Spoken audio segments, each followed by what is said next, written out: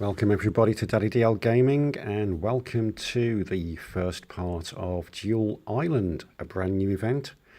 Not like the normal events that we have with the boards that we move around. This time we're fighting real players, and this time we have to set a defensive deck as well as using our normal decks to play with. So over this video we'll go through how we play, the rewards, and just some tips on what I think we should and shouldn't be doing with our defending decks. And then we'll play a couple of games and see how we get on.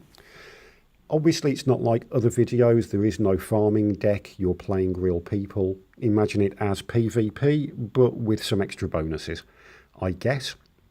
So let's have a look at the how to play. So, first of all, set up a defending deck. We'll take a look at that in a moment. And then select a duelist from the event map to challenge their defending deck. When we beat them, we get points and we get coins. The coins are used for the lottery, just the way like we do in the other events where we do move around the board. You can also obtain these points and coins if you manage to defend with your defending deck, which is nice. We use stamina, so you'll see we start off with 5 points of stamina. You get 1 every 30 minutes. And there's 1 in the points that we work our way through. I'll show you that in a moment as well. The amount of points you get also give you a title from Pioneer all the way up to Conqueror. That doesn't really make much difference, except if you make it to Conqueror, you do get an icon for getting the max points. So let's take a look at the cards we can get before we go into the decks. The UR here, the Phantom Beast Rock Lizard. If you're tributing a Phantom Beast monster or Gazelle, the King of Mythical Beasts, this card can be normal summoned with 1 tribute. When this card destroys a monster by battle, inflict 500 damage to your opponent. When this card is destroyed and sent to the graveyard by an opponent's card effect, inflict 2000 damage to your opponent. Could be nice, I'm not sure. I mean, sometimes it's going to die without a card effect. But if you're using these Phantom Beasts, maybe. We'll see how they stack up. We have a super rare Phantom Beast Crosswing. While this card's in the graveyard, Gazelle, the King of Mythical Beasts, and all Phantom Beast monsters gain 300 attack. Just a shame he's got low attack and low defense, as always. All of these ones, they're typically low when they start giving points out to other monsters. But of course, you just want to get him into the graveyard, so that could be okay. And from these others, we'll take a look at all the monsters first. So, Phantom Beast Thunder Pegasus. When your opponent's monster declares an attack, you can remove from play this card from your graveyard. They could have worded that better. When your opponent's monster declares an attack, you can remove from play this card from your graveyard to make the battle damage taken by 1 Gazelle or Phantom Beast monster 0. When this happens, that monster is not destroyed by battle. Decent defense on him. Phantom Beast Wildhorn. During battle between this attacking card and the defense position whose defense is lower than the attack, inflict the difference. So basically it's piercing. Golden Homunculus. This card gains 300 attack and defense for each of your banished cards. 1 tribute, 1500, maybe. And Dark Crusader. You can send 1 dark monster from your hand to the graveyard. This card gains 400 attack. So that's alright. It's 2000 attack if you pull that off. And then we have a spell. You can select and activate one of the following effects. Pyramid Energy, which I think we've seen somewhere else before. Increase the attack of all face-up monsters on your side of the field by 200 until the end phase. Or increase the defense of all face-up monsters on your side by 500 till the end phase. United Front. When a trap card is activated while you control 2 or more face-up monsters with the same level, negate the activation and destroy it. That could be okay. there aren't that many cards out there that destroy traps without forcing you to discard cards. That could be all right. Gamashara, we've seen this elsewhere as well. When a defense position monster you control is targeted for an attack, change that defense position monster to face up attack position. Then, if the attacking monster is destroyed by that battle and sent to the graveyard, inflict damage to your opponent equal to that monster's original attack. Okay. And Chain Destruction, we have seen this before because I've not played any of the duels in this island yet. When a monster with 2000 or less attack is summoned, target one, destroy all cards with that name in the controller's hand and main deck. There are some other cards if we take a look at the lottery. Obviously, all of these cards that we've just gone through are in the lottery. There are a couple of others, they're not that fantastic. There is the Saber Beetle, 1 tribute, 2400 damage, and basically it's piercing. We also have this really rubbish statue of Easter Island, so be prepared to get loads of those. Space Mambo, 1700 attack for a 4-star fish. Maybe if you're going with a new Abyss deck, but even then there's better cards. And there's also this 7 coloured fish, an 1800 fish. Dokura Rider and Revival are in there as well, along with this Terrorizing Salmon. So they're going for a few fish cards and no idea why they've put Doku in there, but hey. And of course, gems, gold and keys. You'll notice there are no energy potions amongst the rewards. Now, somewhere, in fact, it's probably back in rewards. Yeah, there we go. These are the points and the rewards as you work your way through, including various cards that we've just gone through, all the way up to that icon if you manage to get the max points and get the Duel Island Conqueror title. So, that being said, let's take a look at defensive decks. You set one and it will be played basically by the AI. There's a number of things you can do with this. Now, there's a couple of decks I like, but I'm not going to use. So, as an example, or a couple of examples, I've got my Kyberman deck. I've changed this a little bit because I was trying something out against Crowler before I settled on another deck. But your typical Kyberman deck, I'm not convinced the computer will play it well. I tend to play my Blue Dragon Summoners face down in defense position. The computer tends to play them face up and you get battered. So we're not going to go with that. The deck that I did use to farm Crowler, my Oz deck, could be okay, but because you're playing real players, chances are they're going to be able to counter your Oz, regardless of how high his attack is. And what I have noticed, if I auto-duel a standard opponent, if I get what would be a brick hand, let's say I just get a handful of spells and one of these. What I would do is take the damage on the first turn in the hope that I pull a koala or a kangaroo on the second turn, and then I go in for the kill. Computer doesn't do that. Of course, it plays the monster, and then you end up with a second hand where you can't fusion your Oz. So these hard-hitting decks, especially with fusions, I'm just not going to go with. I've got a choice of two at the moment, I think, just to see what happens. I've got my Death from Above, and this is my standard auto-duel farm deck when I'm playing against a standard duelist. Typically, I wouldn't have the anti-magic arrows in there. But I like this. It's a beta deck. The enemy controllers and the super rushes are always useful just to get away from some of the bigger monsters, or if you end up in a bad position, it can turn it around. I've also got one more, which is the one I'm going to try out, and I've just gone into the wrong one.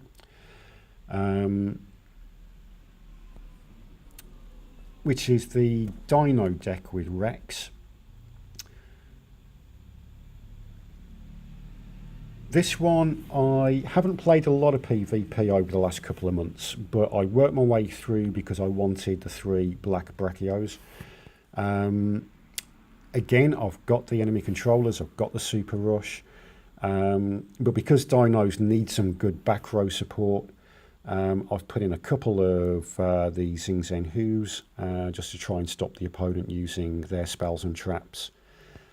Just a rising energy, just as a one-off shot, and a couple of storms in an effort to clear out their back row if needed, and a windstorm just in case. I don't know how that will fare, but that's what I'm going to go with. Just a normal, simple deck.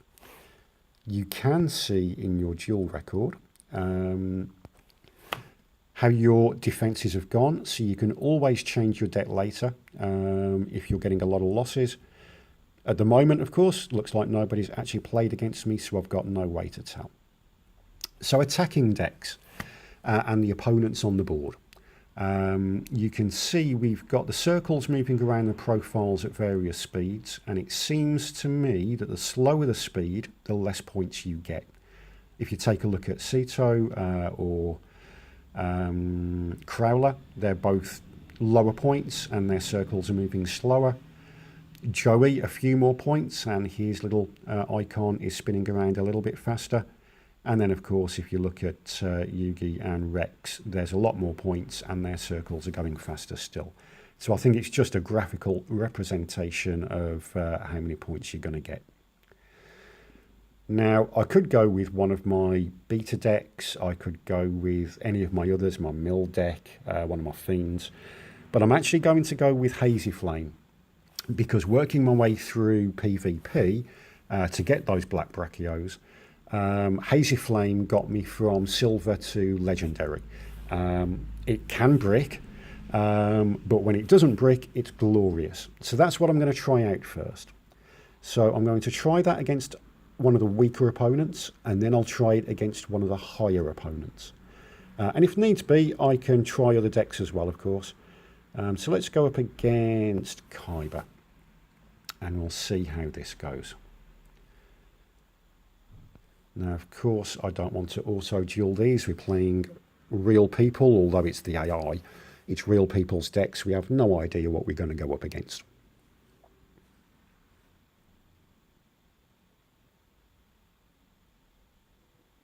Now, this is my version of a Hazy Flame. It's worked for me. When I do get a loss, I tend to get 2 or 3 wins afterwards. It's got me all the way through, as I say, to legendary.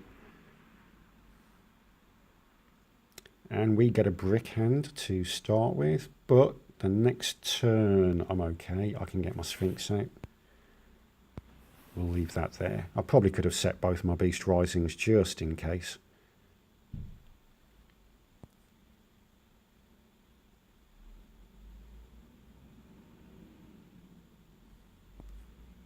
Okay, that's fine, that's fine. You can attack into me.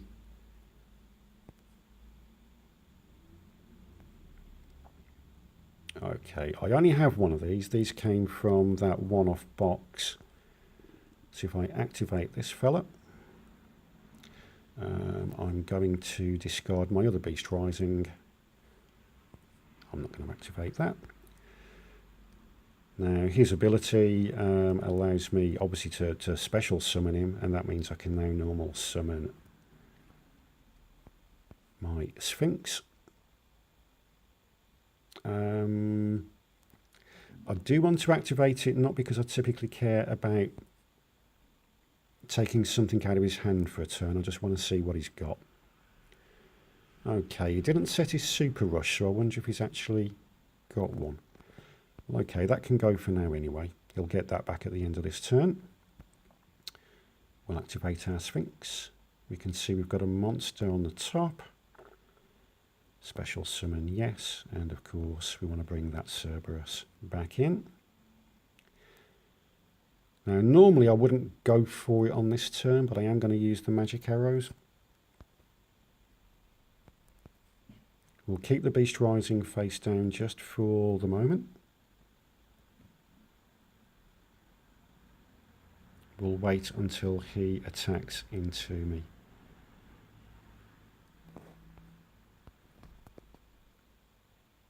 He gets his card back.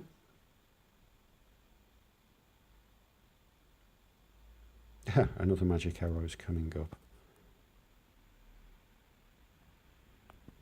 Right, what does he do? Okay, fine.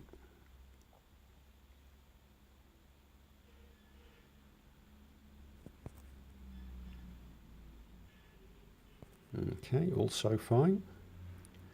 Now he hasn't set his other card.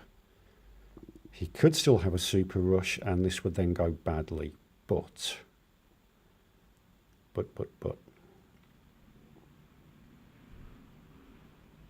we're going to activate it. It's a shame because I want to keep the Sphinx really so that I can bring more out, but that'll do. Ah, I knew it. Bloody super rush. Okay.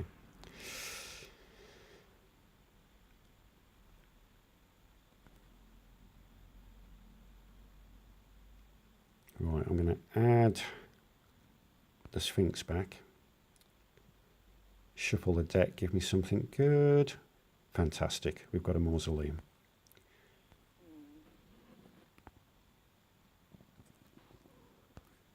Now, normally, I use the mausoleum as a last resort. And of course, we can bring back what's on the top again, a spell. Cerberus comes back. Now, unless he's got a Karibo. Marvellous. This is why I love Hazy. There are so many ways to get out of things. Awesome. Okay. So that's our first duel and our first win. That was against somebody theoretically easier, but of course it's the start of the tournament. So let's try somebody much harder. Let's go for the hardest one. Let's try this 5,100.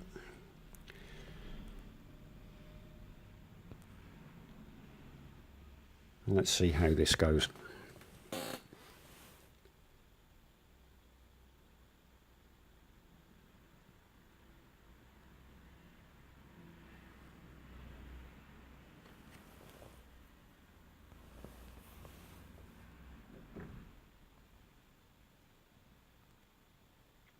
Okay, we're going first. I do prefer to go second. It allows me that one extra card in case I get a brick. Oh, now then. I've only got one of the Flame Tigers. This is why I've put a Rhinotaurus in.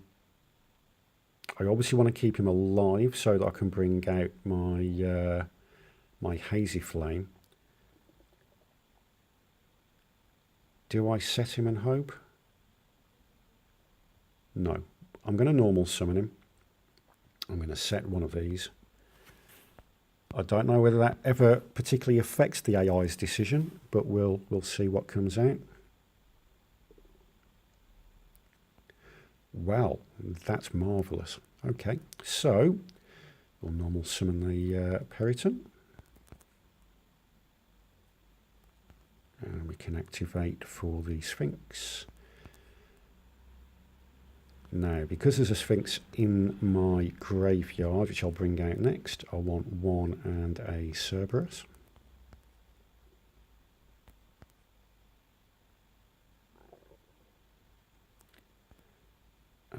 Activate, and that was a monster. Of course we do, and I wanted to bring out my other Sphinx. I like having two Sphinxes on the table because you've got that draw power if needed. And now, yes, we do want to battle, thank you. And we do want to activate that. And in we go.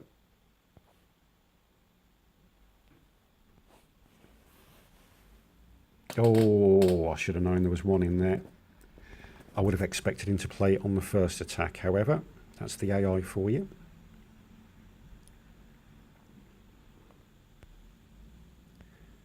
No need to play the Mausoleum now. Of course, we still have our other anti-magic arrows, which is nice. It just comes down to what he has on the board.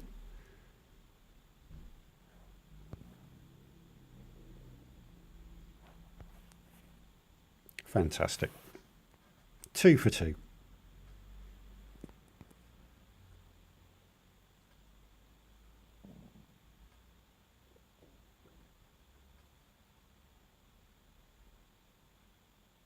Okay, and how are we doing for coins? They're not building up that fast. I suppose there's only been 2 duels. Okay, let's try this guy for 6,900 points.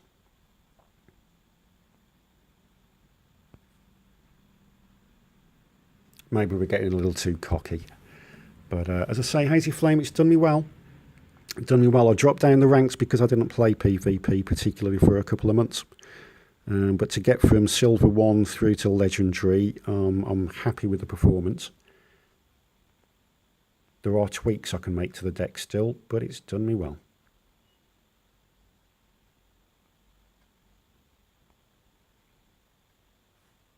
Okay, that's all right.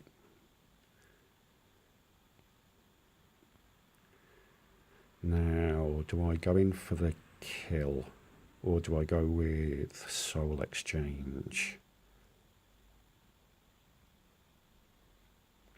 I think I'm going to go with a Soul Exchange. I don't particularly need to attack on this turn, plus I'll get to see what he's got there.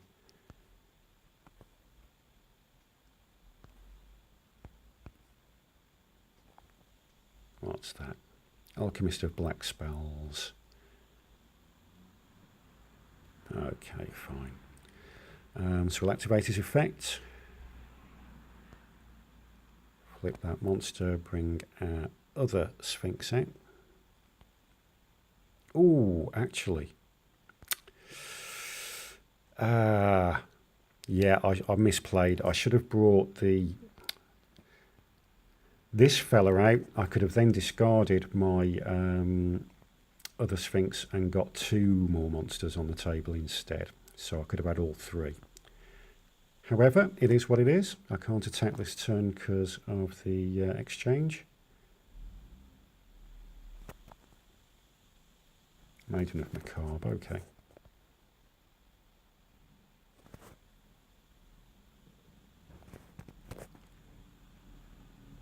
Gains 500 attack, negate the effects of monsters. Well, that's all right. Don't care about that.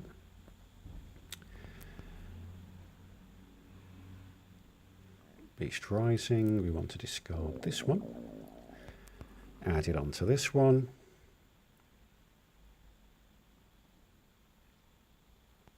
Fantastic, we have a Magic Arrows should we need it, although it looks like we can go in for the kill.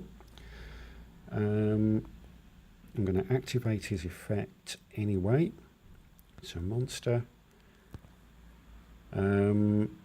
Now, because I don't have a monster in my hand, I'm going to go with the Rhinotaurus.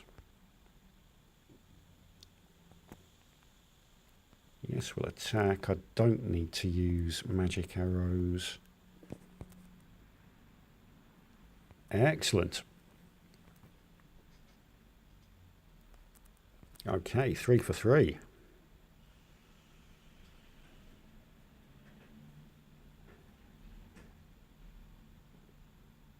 Yeah, 69 coins. The perfect number. Okay.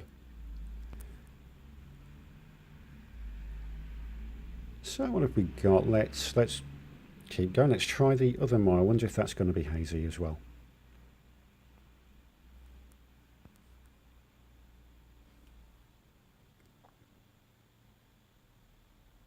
I have gone Hazy versus Hazy, and of course they can be a little bit random.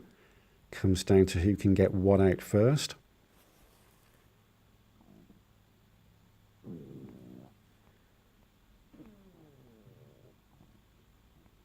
Going second, okay, that's all right. Haha, Aroma Strategy. What are you up to? Okay, so it was mine, it wasn't hers. Oh, Gladiator Beasts, okay. So this card is special summoned, it wasn't. At the end of the battle phase, where attacked or was attacked, shuffle into the deck. Okay. So we can't unfortunately get much onto the table to start with. Do I go with a tiger? Do I go with a rhino? I'll go with a tiger.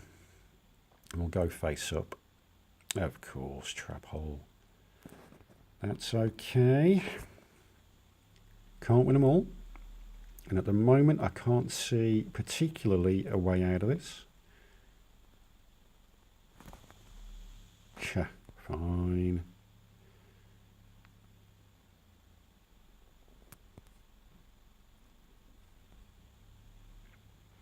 Now, I could use that effect, but I'm not going to get to draw a card, and I want to draw into my cards at the moment, so no.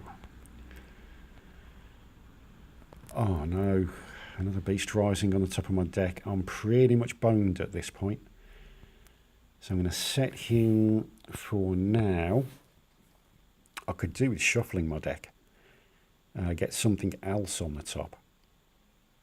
Soul Exchange would be nice at this point.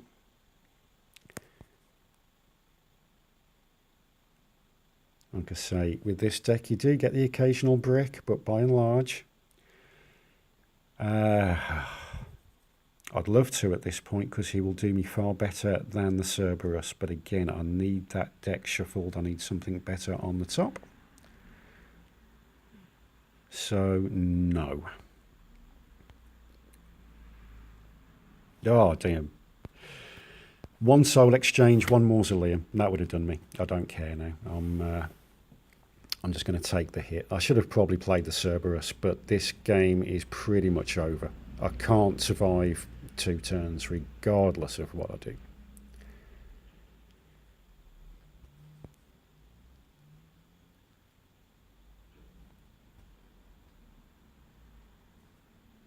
Doesn't matter. I've got one. I've got another one in my hand. No, because I need to shuffle my deck. It's another Cerberus. Okay, so I've got nothing. That's okay. We'll just end and we'll lose.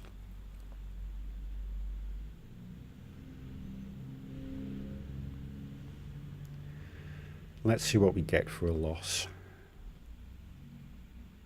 If we get anything for a loss.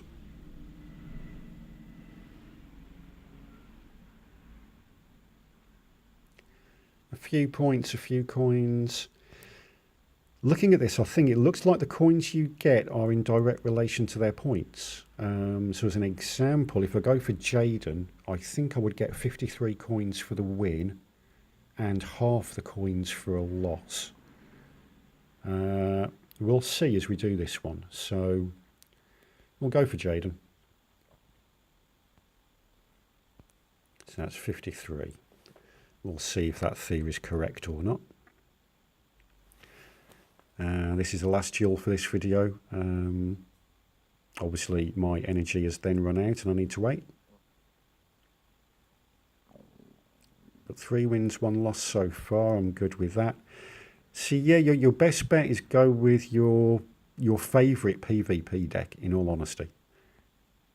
Because you never know what you're going to find.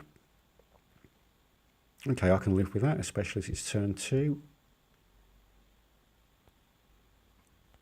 I would like one of my Beast Risings, but Gem Knights, oh lord.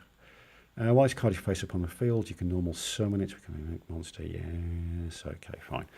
So he's going to go though.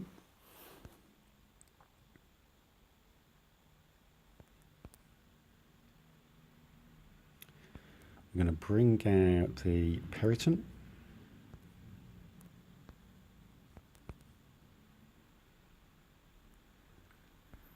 Use his effect.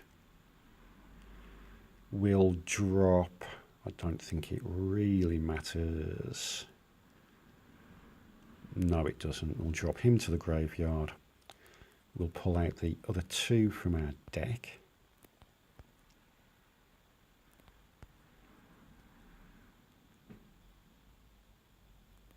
Okay, activate his effect. It's a monster on the top. And we're going to bring out the Cerberus from my... Oh, I would do it from my hand, but yeah, it's going to have to be, isn't it? We'll bring him out. I would love to have been able to shuffle my deck and get a Beast Rising. However, we've got all 3 monsters out. Let's see what he's got.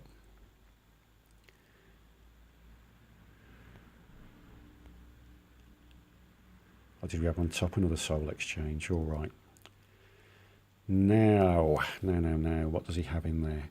I'm gonna use my anti-magic arrows and I'm gonna go in for the attack.